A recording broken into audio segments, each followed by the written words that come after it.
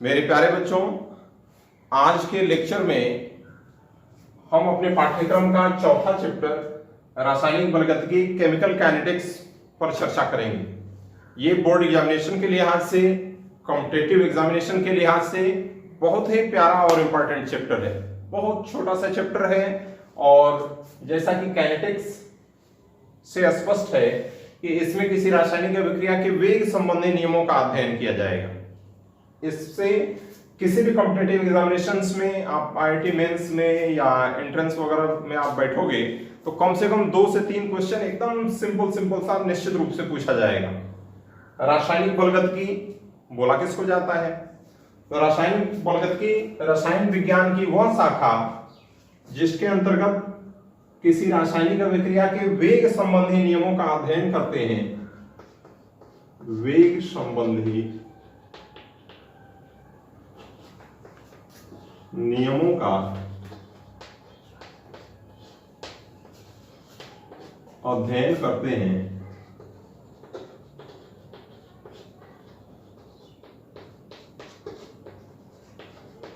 रासायनिक बलगतिकी कहलाता है। रसायन विज्ञान की वह शाखा जिसके अंतर्गत किसी रासायनिक अभिक्रिया के वेग संबंधी नियमों का अध्ययन किया जाएगा, उसी को रासायनिक बलगतिकी बोला जाएगा। इसमें देखो, आप देखोगे इस चैप्टर में आपको क्या क्या पढ़ना है, ये थोड़ा सा हम लोग देख लें। तो सबसे पहले आप पढ़ेंगे अभिक्रिया की दर या अभिक्रिया का वेग, rate of reaction.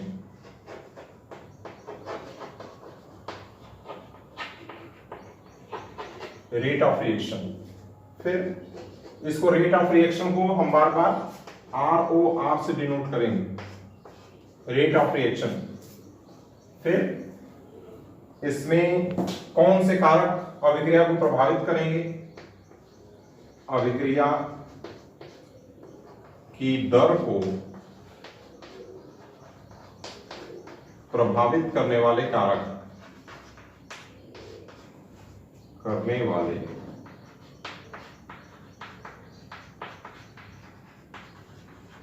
Factors influencing rate of reaction.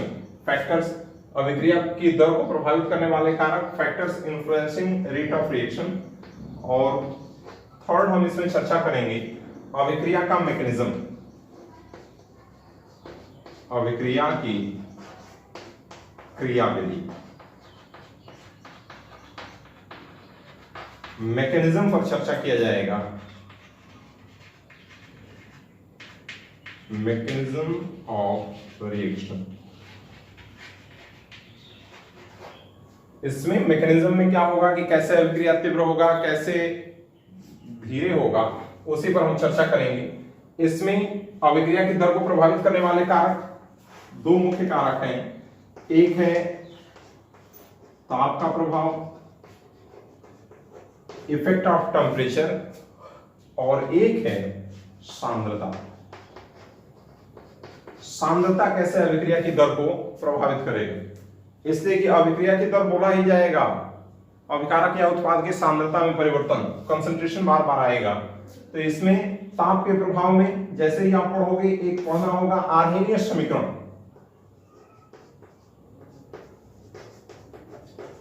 Arrhenius समीकरण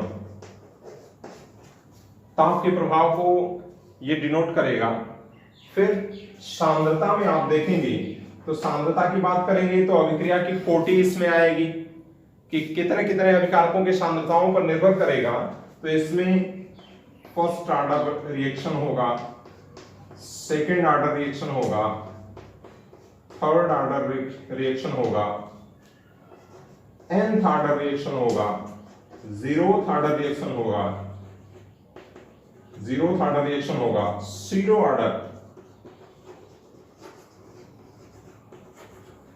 ऑर्डर रिएक्शन होगा। इसको हम पढ़ेंगे।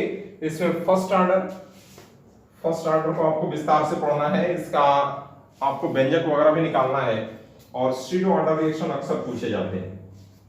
तो इसमें अभिक्रिया के दर को प्रभावित करने वाले कारक इफेक्ट ऑफ टेम्परेचर है, इसमें आर्हेनियस समीकरण पढ़ना है। आर्हेनियस समीकरण पढ़ना तो है, लेकिन 2020-21 के लिए 2021 के बोर्ड एग्जामिनेशन के लिए आर्हेनियस समीकरण को निकाल दिया गया है। क्या है आर्हेनियस समीकरण? k बराबर a e to the power minus EA by RT। इसमें EA एक्टिवेशन एनर्जी, R गैसीयतांक, T परमताप है, इसमें वेग स्थिरांक है। इसको निकाल दिया गया है। EA एक्टिवेशन एनर्जी को बोला जाता है, एक्टिवेशन एनर्जी को भी बाहर कर दिया गया है आपके सिलेबस से। तो इसमें कंसंट्रेशन टर्म्स, मुख्य रूप से अभिक्रिया की कोटि आपको पढ़नी है कि order of reaction, first order है, सेकेंड ऑर्डर है, थर्ड ऑर्डर है, nth ऑर्डर है। कैसे हम निकालेंगे किसी अभिक्रिया की कोटि? बहुत सिंपल सा। कैसे हम किसी अभिक्रिया की कोटि का मात्रक निकालेंगे, बहुत महत्वपूर्ण है। फिर मैकेनिज्म पढ़ा जाएगा, मैकेनिज्म में कौन सी अभिक्रिया कैसे तेज होगी, कौन कैसे धीरे होगा, उसको देखेंगे। तो अभिक्रिया की दर को प्रभावित करने वाला कारक, इसमें सांद्रता, कंसंट्रेशन टर्म्स आपको विशेष रूप से पढ़ना है। अभिक्रिया की दर पर हम लोग आज चर्चा करेंगे। इसका स्क्रीनशॉट ले लो। देखो, क्या रासायनिक बलगतिकी, केमिकल काइनेटिक्स के सारे ला सभी प्रकार के समीकरण के लिए संतुष्ट करते हैं? आप थोड़ा सा देखिए, रासायनिक अभिक्रियाएं अगर हम वेग के आधार पर देखें तो कितने प्रकार की हो सकती हैं। एक अभिक्रिया होगा तीव्र अभिक्रिया या वेरी फास्ट रिएक्शन,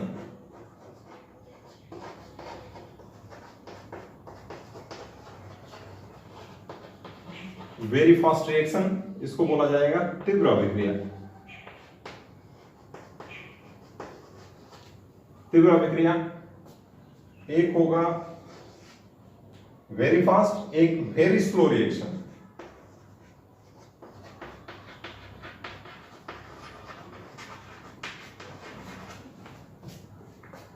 और एक होगा तीसरा मॉडरेट रिएक्शन या आणविक अभिक्रिया, मॉडरेट रिएक्शन। इसको आणविक अभिक्रिया भी बोला जाएगा।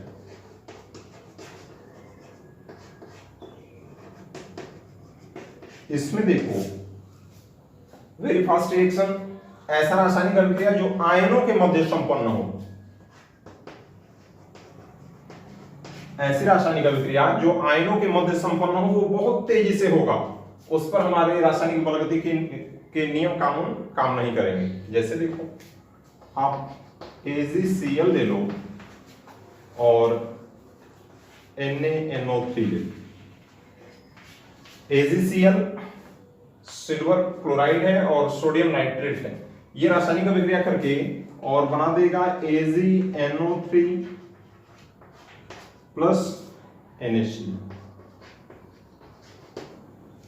ये रासायनिक अभिक्रिया लगभग 10⁻⁴ से 10⁻⁶ सेकंड में संपन्न हो जाती है। इतना समय लेगा 10⁻⁶ सेकंड। तो इस पर हमारा रासायनिक बलगतिकी का नियम काम नहीं करेगा। ये कैसे रासायनिक अभिक्रिया हो गया है? यहाँ Ag1 पॉजिटिव है, Cl1 नेगेटिव है, Na1 पॉजिटिव है, NO3 1 नेगेटिव है। इसका चार्ज इसके साथ, इसका धनावेश इसके ऋणावेश के साथ और इसका ऋणावेश इसके धनावेश के साथ मिलकर के और उत्पाद बना दिया। ये रासायनिक अभिक्रिया बहुत तेजी से संपन्न होती है। तो इसमें हमारा केमिकल काइनेटिक्स का नियम कानून लागू नहीं होगा। वेरी स्लो रिएक्शन क्या होगा? जैसे लोहे पर जंग लगना, तो लोहे को आप ले करके रख दोगे तो ऐसा नहीं कि 2-4 दिन में तुरंत जंग लग जाएगा, 1-2 घंटे में जंग लग जाएगा, ऐसा नहीं होगा। तो बहुत लंबा प्रोसेस है। तो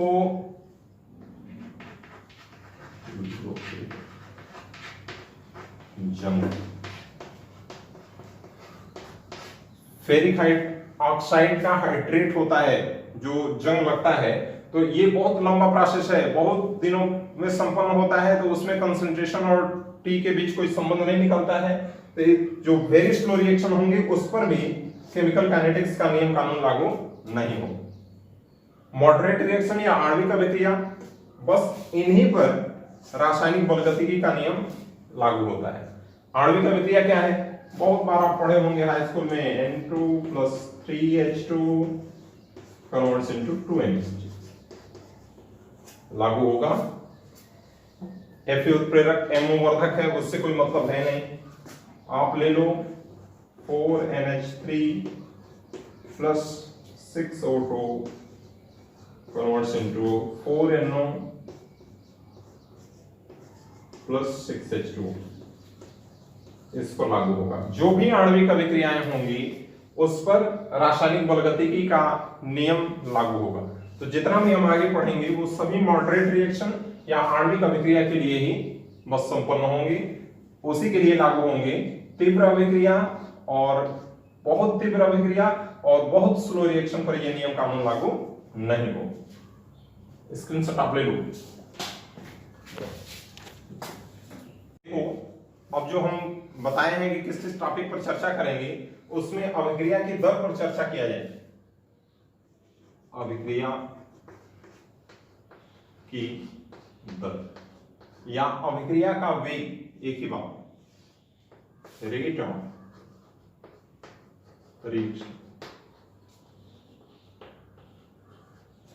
ऑफ रिएक्शन ROR। देखो अभिक्रिया की दर कितने प्रकार की, 3 प्रकार की होती है।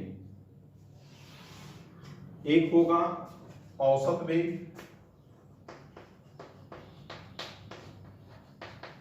एवरेज वेलोसिटी,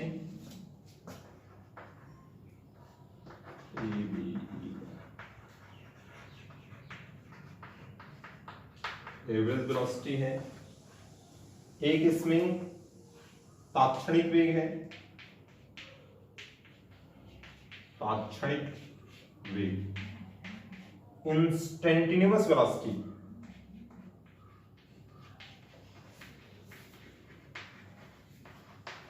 इंस्टेंटेनियस वेलोसिटी, और एक होता है प्रारंभिक वेग,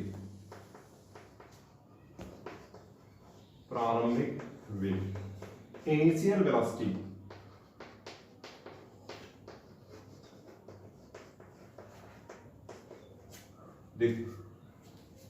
औसत वेग, तात्क्षणिक वेग, प्रारंभिक वेग, आपको मुख्यतया यही दोनों पढ़ने हैं, औसत वेग और तात्क्षणिक वेग। किसको बोला जाएगा थोड़ा सा ध्यान से समझिएगा, बहुत माइन्यूट डिफरेंस हल्का हल्का है। औसत वेग, औसत हम निकालते हैं कि अगर आप विभिन्न सब्जेक्टों में किसी में 50 नंबर, किसी में 40 नंबर, किसी में 30 नंबर, किसी में 20 नंबर पाए हो, इसका औसत निकालना है तो सबको जोड़ करके और जितनी संख्या है उसका भाग दे दिया है बटे में 4। वेग, वेग बोला किसको जाता है, वेग जैसे है तो वेग एकांक समय में तय विस्थापन को बोला जाता है कि किसी निश्चित समय में कितना विस्थापित आदमी होता है उसको वेग बोला जाता है। अभिक्रिया के वेग से क्या मतलब है, क्या अभिक्रिया किसी पात्र में अगर अभिक्रिया करा रहा हो तो क्या निकल करके बाहर चलने लगेगी, यहां से पहुंच जाएगी दिल्ली, तो इसमें क्या होगा, किसको बोला जाएगा, तो अभिक्रिया की दर या अभिक्रिया का वेग एकांक समय में अभिकारक पदार्थ के सांद्रता में परिवर्तन है। इसमें रेट ऑफ रिएक्शन बोला जाता है C/T। एकांक समय में अभिकारक पदार्थ के सांद्रता में परिवर्तन, C for concentration, T for time. किसी निश्चित समय अंतराल में, किसी निश्चित समय पर, या T किसी निश्चित समय में अभिकारक पदार्थ के सांद्रता में परिवर्तन।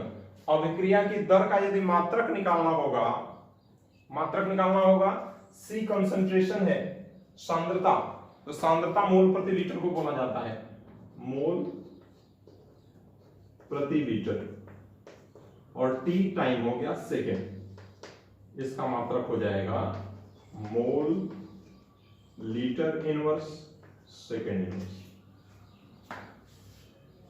यदि गैस अगर रहेंगे, गैस रहेगा तो उसमें हम यहाँ पे उसका प्रेशर ले लिया जाता है, तो आप मोल प्रति लीटर की जगह पे बस एटमॉस्फेयर कर दोगे, एटमॉस्फेयर प्रति सेकंड, एटीएम पर सेकंड हो जाएगा। तो अभिक्रिया की दर का मात्रक मोल प्रति लीटर प्रति समय होगा। प्रति समय वो समय मिनट में भी हो सकता है, सेकंड में भी हो सकता है। तो अभिक्रिया की दर 3 औसत वेग, तात्क्षणिक वेग और प्रारंभिक वेग है। एवरेज वेलोसिटी है, तात्क्षणिक वेग इंस्टेंटेनियस वेलोसिटी है, और प्रारंभिक वेग इनिशियल वेलोसिटी है। किसको बोला जाएगा, ध्यान से देखो आप, औसत वेग किसी निश्चित समयांतराल में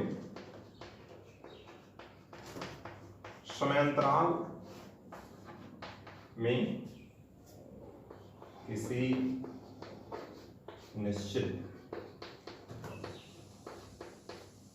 निश्चित समयांतराल में अभिकारक या उत्पाद के सांद्रता परिवर्तन की दर को अभिकारक रिएक्टेंट समझते हो, कोई रासायनिक अभिक्रिया है A plus B converts into C, तो इसमें जो तीर के बाएं पक्ष में होता है इसको रिएक्टेंट बोलते हैं।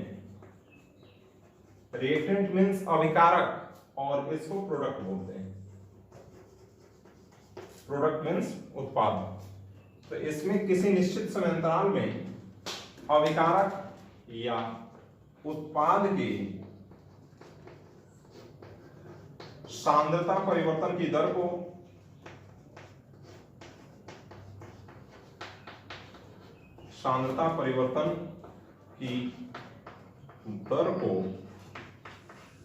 ही बोला जाता है एवरेज वेलोसिटी।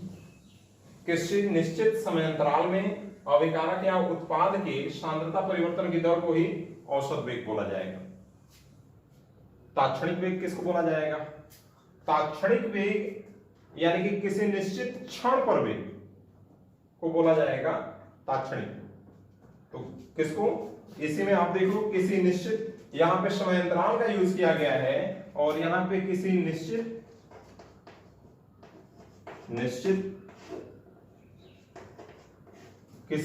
क्षण पर, जैसे आप देख रहे हो कि कोई ट्रेन है वो 1 घंटे में 50 किलोमीटर की दूरी तय करती है, तो उसमें आप निकालोगे तो एवरेज वेलोसिटी निकलेगा।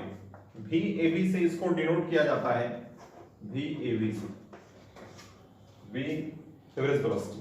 तो इसमें अगर 1 घंटे में 50 किलोमीटर चलती है, आप निकालोगे औसत वेग निकलेगा। तात्क्षणिक वेग पूछेगा कि 50वें मिनट पर ट्रेन के वेग की गणना कीजिए, तो उसमें तात्क्षणिक वेग होगा। किसी निश्चित समयांतराल में अभिकारक या उत्पाद के सांद्रता परिवर्तन की दर को औसत वेग बोला जाएगा। किसी निश्चित क्षण पर अभिकारक या उत्पाद के सांद्रता परिवर्तन की दर को तात्क्षणिक वेग बोला जाएगा। कॉपी कलम लेकर के बैठो और जितना हम बता रहे हैं सबको आप नोट करते जाएंगे। कॉपी और कलम लेकर के बैठेंगे, बस ऐसा नहीं कि देखते रहोगे और चाय पीते रहो। इसमें ध्यान से देखो और कॉपी कलम लेकर के और उसको आप नोट करते जाओ। औसत वेग किसी निश्चित समयांतराल में अभिकारक या उत्पाद के सांद्रता परिवर्तन की दर को बोला जाता है औसत वेग, और तात्क्षणिक वेग किसी निश्चित क्षण पर अभिकारक या उत्पाद की सांद्रता परिवर्तन की दर को तात्क्षणिक वेग बोला जाता है, इंस्टेंटेनियस वेलोसिटी बोलते हैं। और प्रारंभिक वेग क्या होगा? t बराबर 0 पर, t बराबर 0 पर अभिक्रिया के वेग परिवर्तन की दर को ही बोला जाएगा प्रारंभिक वेग, या t बराबर 0 पर अभिक्रिया का जो वेग होगा उसी को बोला जाएगा इनिशियल वेलोसिटी, प्रारंभिक। ये 3 प्रकार के वेग हैं, औसत वेग, तात्क्षणिक वेग और प्रारंभिक वेग। अब हम देखेंगे कि कैसे औसत वेग निकाला जाता है किसी समीकरण का। ध्यान से आप देखिए औसत वेग और तात्क्षणिक वेग की गणना हम कैसे करेंगे, इस पे हम थोड़ा सा चर्चा करते हैं। कोई रासायनिक समीकरण दिया है A plus B converts into C। 2 mole ये ले लो, 3 मोल ये ले लो, 5 मोल। इसमें औसत वेग कहेगा कि इसका औसत वेग की गणना करो या अभिक्रिया की दर की गणना करो, रेट ऑफ रिएक्शन निकालो, या A के खर्च होने की दर, B के खर्च होने की दर। इसमें समीकरण जब होगा तो A और B क्रिया करके C बनाएगा, तो निश्चित है कि A और B खर्च होगा, कंजप्ट होगा, और C जो होगा वो प्रोड्यूस होगा, उसमें से बनेगा इसमें। तो इनकी सांद्रता घटनी है और इसकी सांद्रता बढ़नी है। इसमें अगर ये आप लिए हो 10 ग्राम तो धीरे धीरे घट करके ये उसकी मात्रा घटेगी, और C की सांद्रता अगर शुरू में 0 था तो धीरे धीरे 2, 4, 5, 8 मोल करके ये सांद्रता इसकी बढ़ती जाएगी। तो हमेशा अभिकारक की खपत होती है तो इनकी सांद्रता में कमी होगी, उत्पाद बनता है तो उत्पाद की सांद्रता में अधिकता आएगा। अब इसमें देखिए, इसमें क्या है, इसमें औसत वेग आपको निकालना है VAV, AB तात्क्षणिक वेग को VINS से प्रदर्शित करते हैं, इंस्टेंटेनियस। तो इसमें VAV कैसे निकलेगा, VAV रेट ऑफ रिएक्शन हम लिखते हैं, तो कैसे निकलेगा देखिए, इसमें -1/2 डेल्टा A की सांद्रता अपॉन डेल्टा T बराबर -1/3 डेल्टा B की सांद्रता अपॉन डेल्टा T बराबर 1/5 प्लस 1/5 डेल्टा C की सांद्रता अपॉन डेल्टा।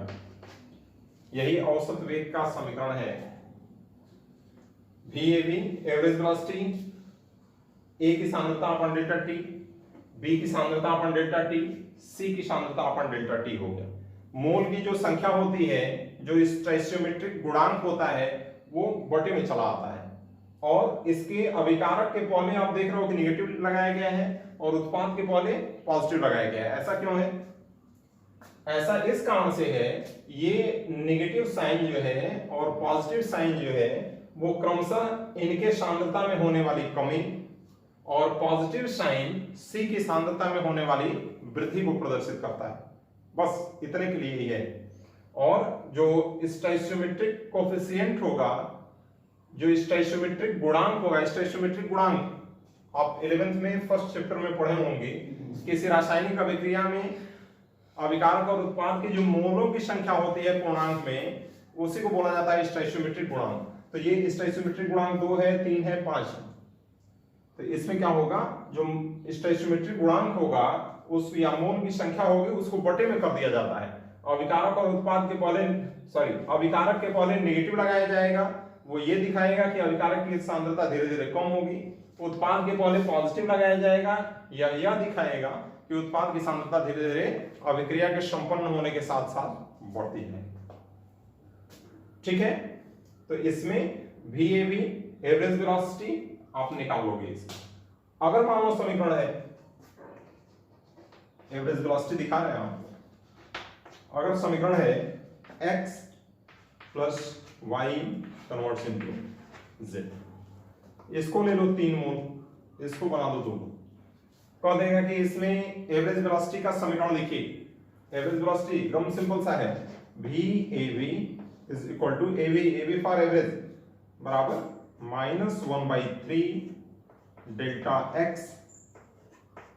की सांद्रता अपन डेल्टा T बराबर माइनस क्या होगा 1/1, न लिखें कुछ भी, डेल्टा y की सांद्रता अपॉन डेल्टा T बराबर प्लस 1/2 डेल्टा z की सांद्रता अपॉन डेल्टा T।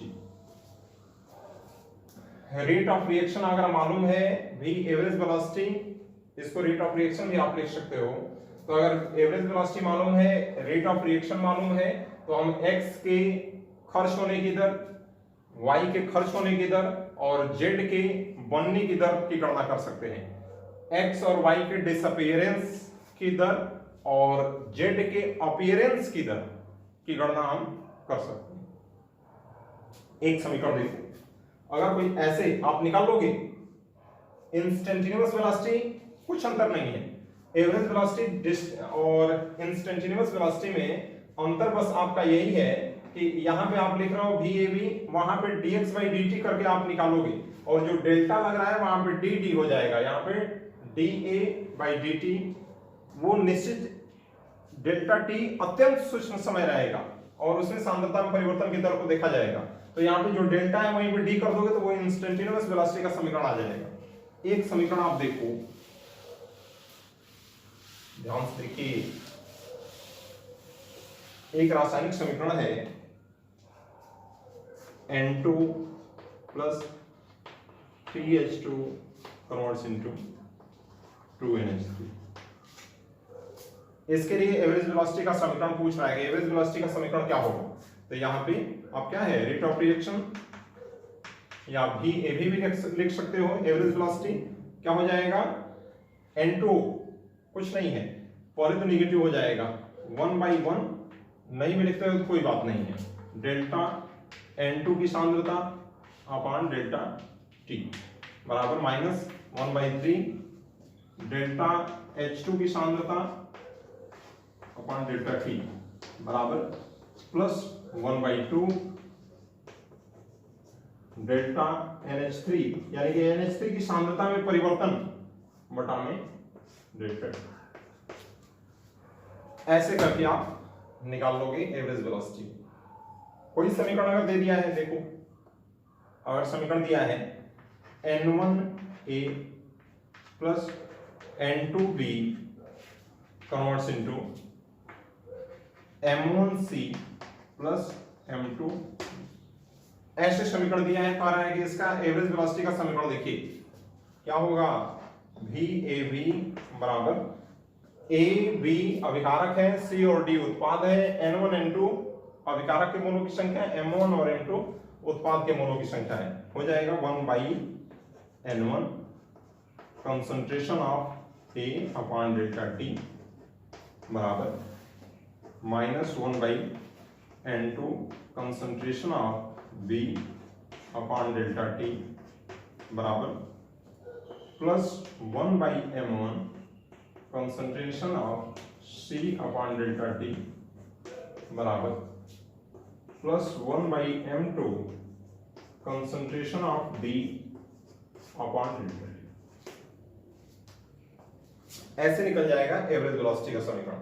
अगर यहीं पे इंस्टेंटेनियस वेलोसिटी पूछेगा तो डेल्टा को हटा करके D D D D D D D D D कर देना, हो जाएगा इंस्टेंटेनियस वेलोसिटी का समीकरण।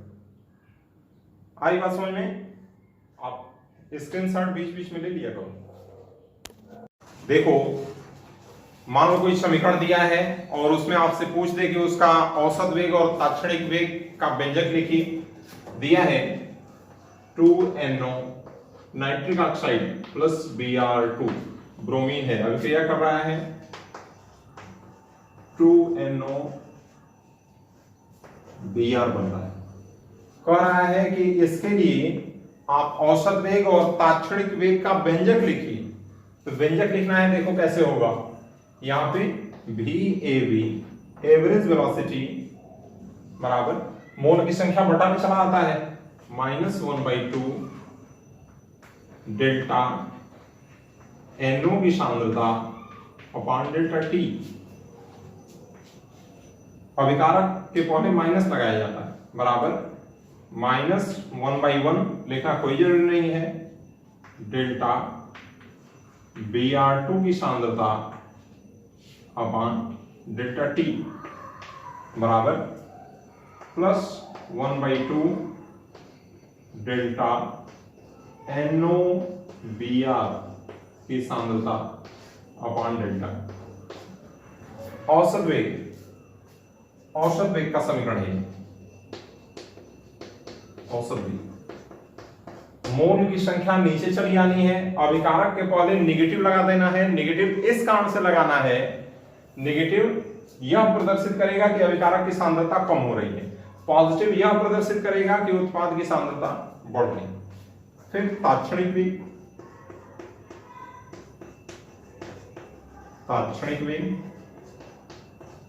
VINS इंस्टेंटेनियस बराबर -1/2 D NO की सांद्रता अपॉन डेल्टा T बराबर -D Br2 की सांद्रता अपॉन dt, सॉरी ये डेल्टा की जगह पे D रहेगा, बराबर +1/2 D NOBr की सांद्रता अपॉन D। ऐसे करके आप निकाल लोगे। ये औसत वेग का समीकरण है, ये तात्क्षणिक वेग का समीकरण। प्रश्न दिया हुआ था कि इसके इस समीकरण के लिए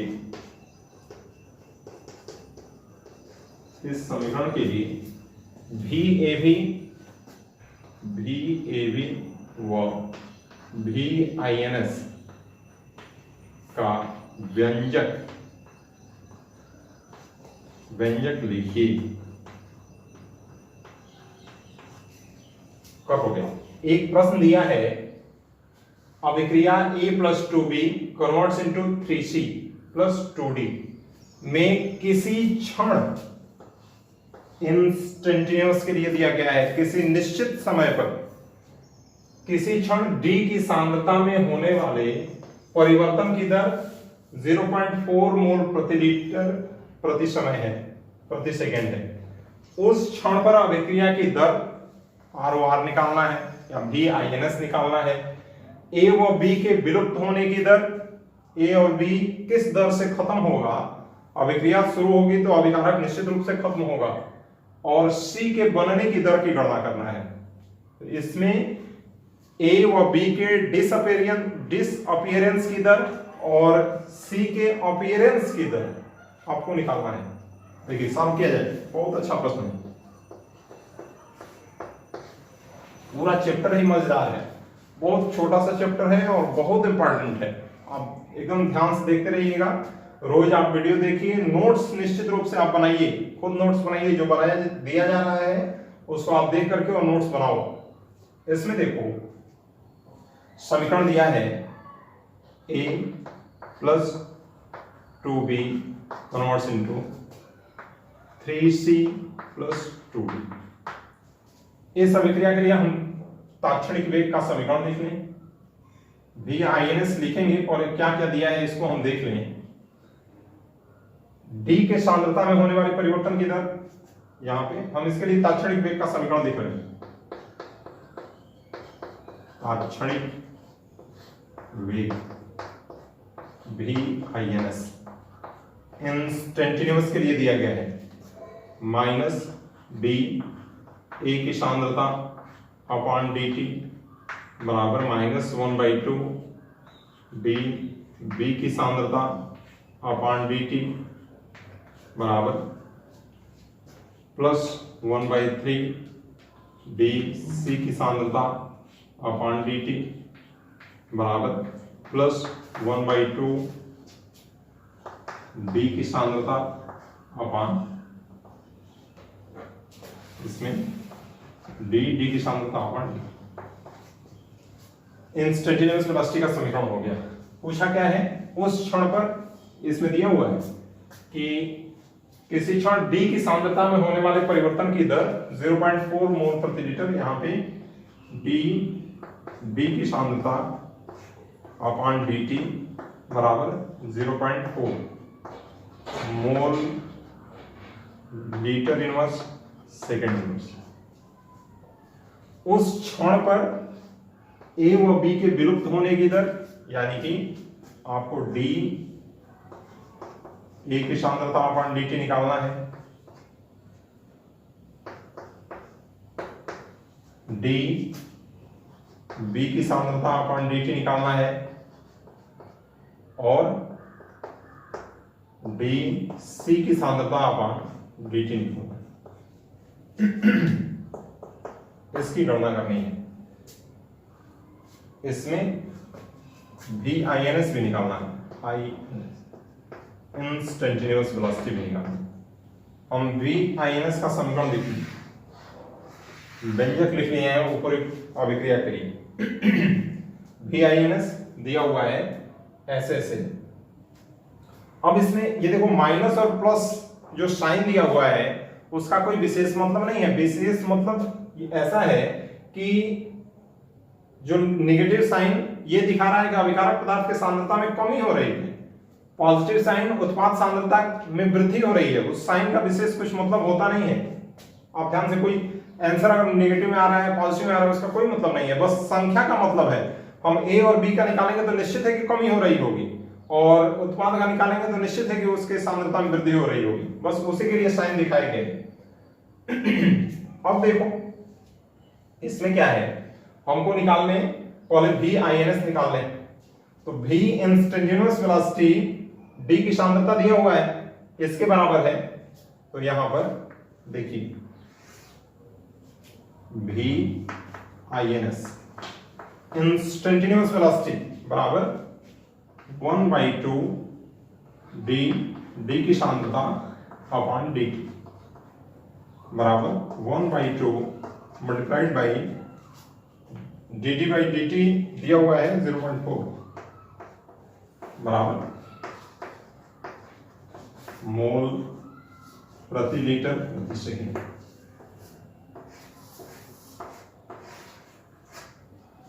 VINS आ गया इंस्टेंटेनियस वेलोसिटी।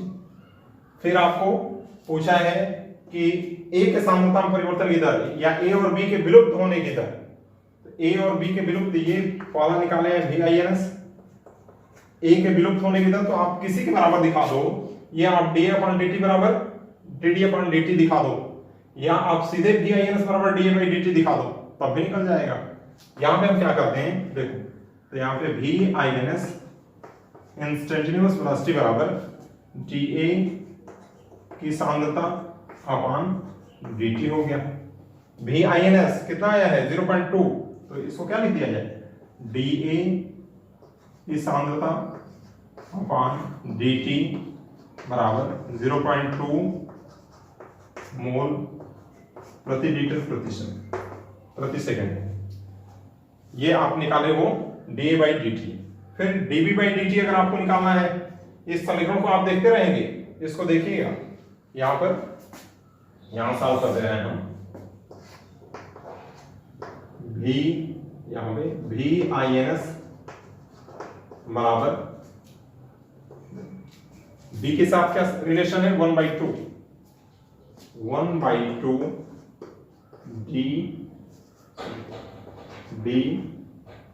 B की सांद्रता अपॉन dt क्या हो जाएगा, ये 0.2 दिया हुआ है 1/2 dB अपॉन dt क्या हो जाएगा dB अपॉन dt बराबर 0.4 मोल प्रति लीटर प्रति सेकंड। फिर आपको निकालना है, हमको dB/dt निकालना था, यहां पे VINS निकालना था, यहां पे dA/dt निकालना था। फिर C के बनने की दर, ये A के विलुप्त होने की दर है, ये B के विलुप्त होने की दर है, और C के बनने की दर की गणना करना है, C के बनने की दर। VINS हमको मालूम हो गया, उसी के बराबर सबको दिखाते जाए। C के साथ इसका क्या संबंध है VINS 1/3 d C की सांद्रता अपॉन dt, या लिखा जा सकता है यहाँ पे d C की सांद्रता अपॉन dt बराबर VINS into 3। VINS की वैल्यू 0.2 है, 0.2 मल्टीप्लाइड बाई 3 बराबर 0.6 मोल प्रति लीटर प्रति। यहां पे तात्क्षणिक वेग निकाला गया है, ये A के यहां से निकाला गया है, A के विलुप्त होने की दर,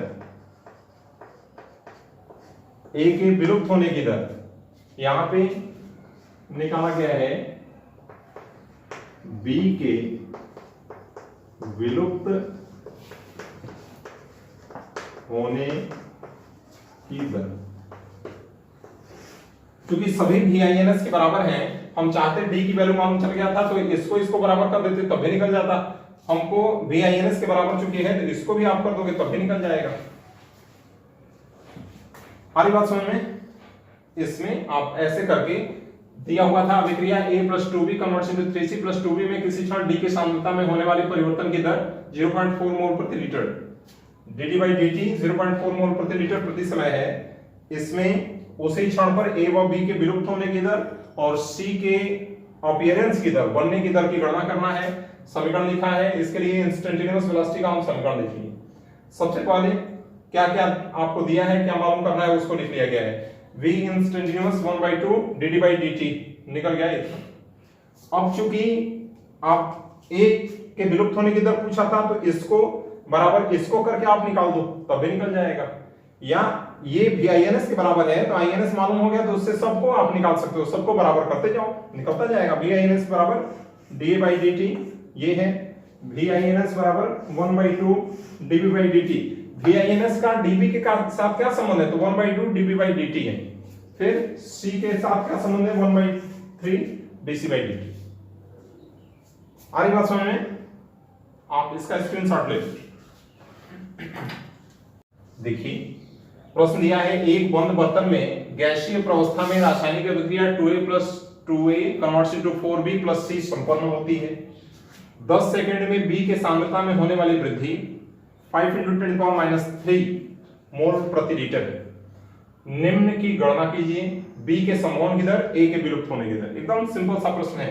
सबसे पहले आप लिखो कि क्या क्या दिया है, इसमें डेल्टा टी की वैल्यू दिया है 10 सेकंड, बी के सांद्रता में होने वाली वृद्धि ये दे दिया, delta B is equal to 5.0 into 10⁻³ mole प्रति लीटर।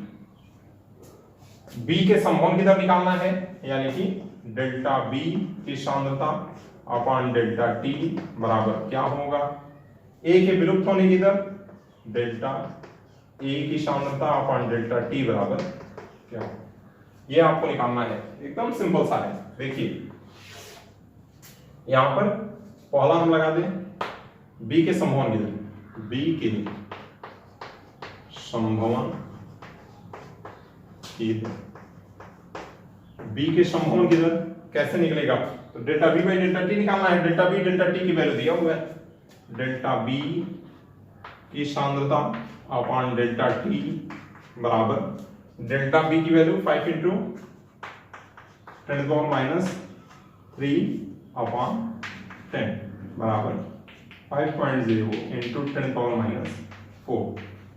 मोल प्रति लीटर प्रति सेकंड। बी के समोहन की दर हो गया। ए के विलुप्त होने की दर यहां पर दूसरा है, ए के विलुप्त होने की दर कैसे निकलेगा, उसके लिए हम क्या करें, समीकरण लिखने एवरेज वेलोसिटी का, वी ए वी बराबर क्या होगा, समीकरण दिया है 2A converts into 4B + C। इसके लिए V A V average velocity बराबर -1/2 ए की सांद्रता डेल्टा ए की सांद्रता अपॉन डेल्टा टी बराबर +1/4 डेल्टा बी की सांद्रता अपॉन डेल्टा टी बराबर प्लस डेल्टा सी की सांद्रता अपॉन डेल्टा टी। इसमें देखो delta B by delta T हमको मालूम है और delta A by delta T निकालना है। हम इसको इसी में देखें संबंध। आप बार बार ध्यान रखो इस बात को, नेगेटिव और पॉजिटिव का कोई मतलब नहीं है। नेगेटिव ये प्रदर्शित करेगा कि अभिकारक की सांद्रता कम होगी, पॉजिटिव ये प्रदर्शित करेगा कि उत्पाद की सांद्रता बढ़ेगी। हम इसी में मान रखते हैं। यहाँ पे डेल्टा ए लिखा जा सकता है या डेल्टा ए की सांद्रता अपॉन डेल्टा टी बराबर क्या हो जाएगा, इसको इधर कर दें 2/4 डेल्टा बी की सांद्रता upon delta T. Delta B upon delta T का मान कितना आया है, 5 × 10⁻⁴ 2 हो गया। इसको लिखा जा सकता है डेल्टा ए की सांद्रता अपॉन डेल्टा टी बराबर क्या होगा, 1/2 गुणे डेल्टा बी बटा डेल्टा टी की वैल्यू 5 × 10⁻⁴ 5 × 10⁻⁴ कितना, 2 × 4 5 2 × 10 5 × 10⁻⁴ मोल प्रति लीटर प्रति सेकंड, मोल प्रति लीटर प्रति सेकंड। इतना आ गया। क्या होगा, ए के विलुप्त होने की दर 2.5 × 10⁻⁴ और बी के समोहन की दर हो जाएगा 5 × 10⁻⁴। प्रश्न में दिया हुआ था एक बंद बर्तन में गैसीय प्रावस्था में रासायनिक अभिक्रिया 2A converse 4b plus c संपन्न होती है। 10 सेकंड में b की सांद्रता में होने वाली वृद्धि 5×10⁻³ मोल प्रति लीटर है। निम्न की गणना करना है, b के समहोल्य दर, a के विलुप्त होने की दर। तो इसमें डेल्टा t की वैल्यू 10 सेकंड, डेल्टा b की वैल्यू दिया हुआ है, delta b by delta t पूछा है और delta a by delta t पूछा है। तो delta b by delta t, delta b की वैल्यू दिया है, डेल्टा t की वैल्यू दिया है, रख करके निकाल दो। a के विलुप्त होने की दर, v एवरेज वेलोसिटी का समीकरण लिखनी है, a और b के बीच संबंध हम देखनी है, सॉल्व कर दिया आगे।